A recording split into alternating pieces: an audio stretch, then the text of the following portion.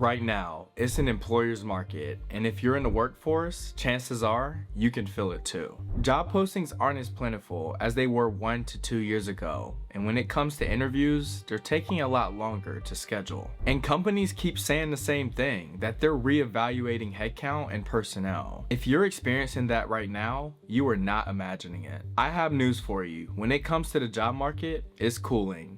Not collapsing, not crashing, but cooling in 2026. And when hiring slows down, the rules around careers begins to shift. You may be a go-getter and do hard work, but that raise that you're expecting takes a lot longer to happen. You may also be doing everything right and are expecting a promotion, but when it comes to that, it's stretched a lot further than expected. And that indirectly forces unhealthy competitions inside of the same organization because fewer positions are opening up. If you don't adjust your strategy inside of a market like this, you can easily fall into reaction mode instead of positioning yourself for the next opportunity. So today, we're breaking down what a cooling job market actually means. We're going to also talk about which industries tend to fill it first and how salaries and promotions are impacted. And most importantly, which is probably why you're here, we're going to talk about how to protect your career before it impacts you directly. All right? Now let's get into what a cooling job market actually means. When economists say the labor market's cooling, they're typically referring to a few important signals. First,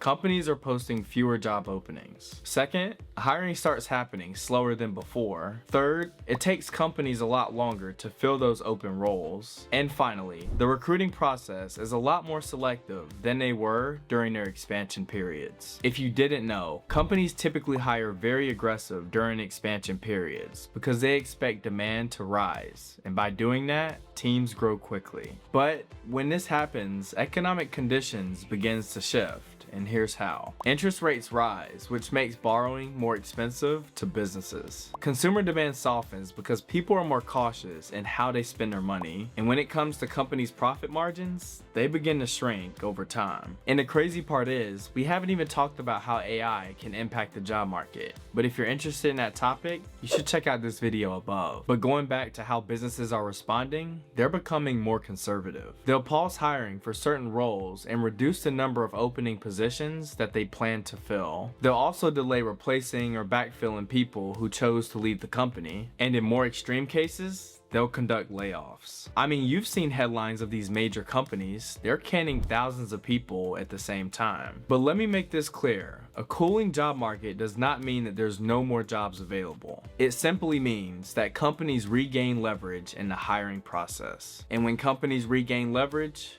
their behavior starts to change. So, who feels it first? Not every worker feels the job market cooling at the same time. For some groups, they tend to feel the shift immediately. With recent graduates, they're usually the first group affected. Unfortunately, entry-level roles are the first place that companies tighten because they consider those roles more flexible. For mid-level professionals, they're typically affected, but in a different way. For example, instead of promotions happening within 2 to 3 years, they're typically stretched between 4 and 5 years at best. When it comes to gig workers and contract professionals, they feel the volatility quickly as well. In that case, when consumer spending slows down, companies reduce their discretionary expenses that they planned on using for contractors or freelance work. Think about the white-collar corporate roles. They can start to feel the pressure as well. Corporate roles tied directly to growth can feel the pressure early. That includes positions in recruiting, sales expansion, consulting, and business development. When companies expect slower growth,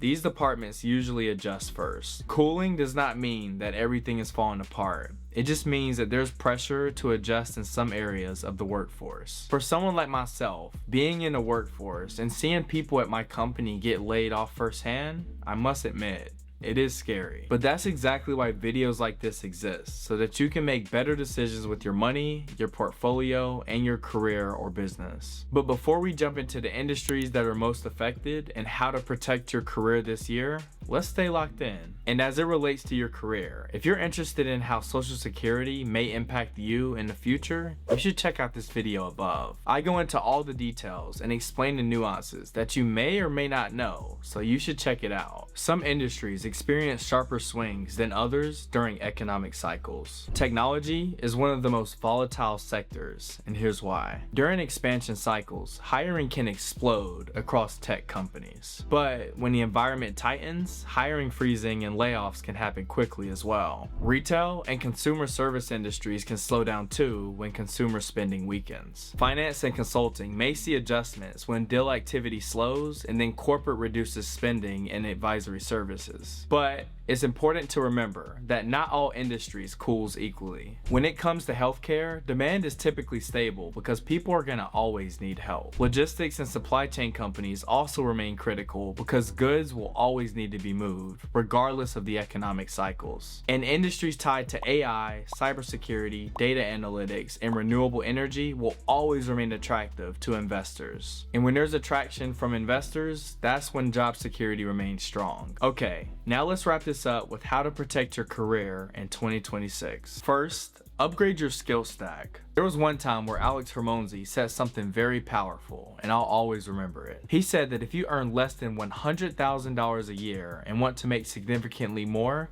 the best investment that you can make is investing in yourself. Imagine taking $10,000 and investing that into a skill that can increase your earning potential for the next 30 years. The key is focusing on real skills that actually brings value to the marketplace. Second, strengthen your network before you actually need it. Alex's managing partner, Sharon Shrivastava, also said this one thing that stuck with me as well. He said that 95% of his net worth came from investing in relationships. He refers to this principle as the 10-10 forever rule. That simply means when you invest in 10 relationships for 10 plus years, and that's how you build meaningful connections. Just remember, strong relationships are not built overnight. Third, build financial flexibility. When you have an emergency fund set in place, you're able to make rational career decisions instead of emotional based ones. A common financial recommendation is to have at least 6 to 12 months worth of living expenses. If your living expenses are $3,000 a month,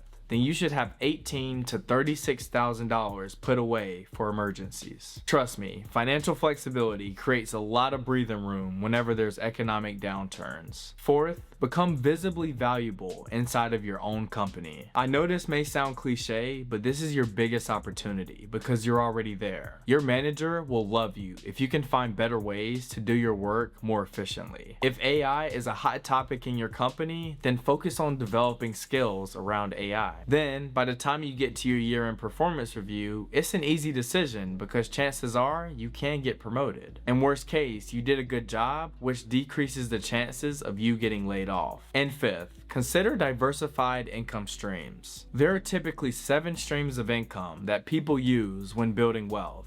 And here they are. The first is earned income. This is typically what you make on your job or a side hustle as your main source of income. The second is profit income. This comes from a business that you own. The third is interest income. This comes from peer-to-peer lending or other financial assets. The fourth is dividend income, where companies pay you a portion of their earnings just from owning their stock. The fifth is rental income, coming from rental properties or fractional real estate. The sixth is capital gains income. This one occurs when the value of an asset grows from either stocks, real estate, or even cryptocurrency. And the seventh is royalty income. Royalty income comes from creative assets like music, books, or any type of intellectual property. Building multiple streams of income can become your financial stability whenever the job market begins to slow down. But I did do a deep dive into the 7 streams of income that we just talked about in this video above, because it's important to understand these. This is what I'm gonna leave you with.